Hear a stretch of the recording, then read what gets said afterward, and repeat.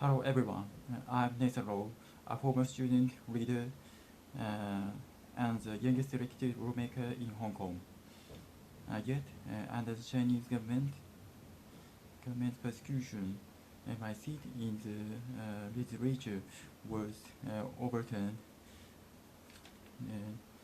and my freedom was deprived, as I was jailed for peaceful assembly in 2017.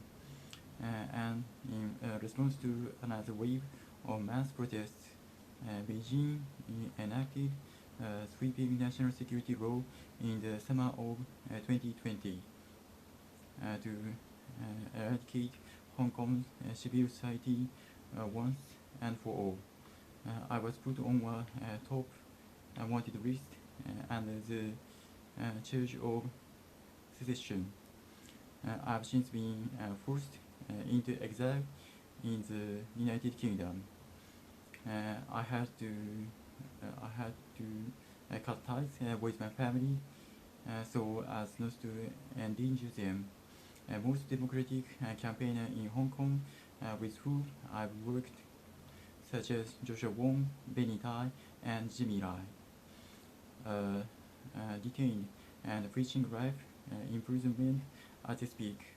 My experience embodies a prime example of how a city once believed to be the freest in Asia can deteriorate into an authoritarian police state right in front of your eyes.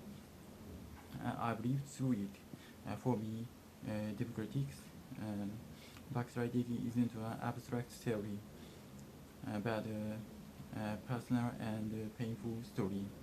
And I know this story isn't unique because of Beijing's ongoing crimes against humanity. Uyghurs, numbering in the millions, put in concentration camps.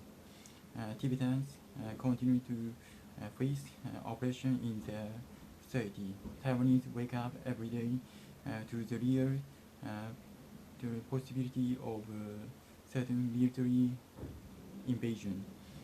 Chinese influence has long been creeping into the beams of everything from global financial markets to entertainment.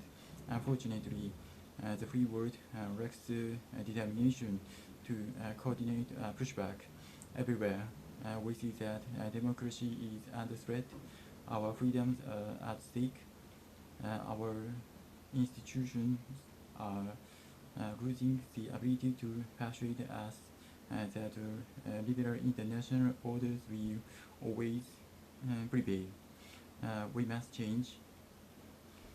We must act to show that we can do better. It's time to make sure democratic politics can deliver real results to strengthen multilateral ties among countries that share the same values, and to reform international organizations so they meaningfully live up to their mission. For too long, the world has embraced the rise of China without developing mechanisms to hold it accountable. That's why political actors and civil society leaders must work together.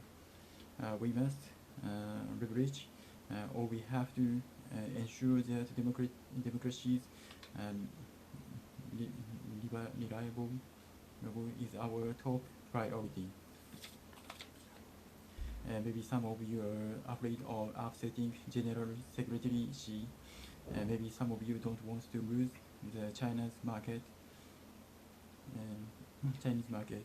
And maybe some of you don't recognize the threat to our democratic values.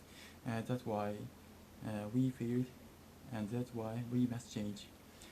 我哋唔係因為見到希望先堅持，而係因為堅持先見到希望。香港人加油！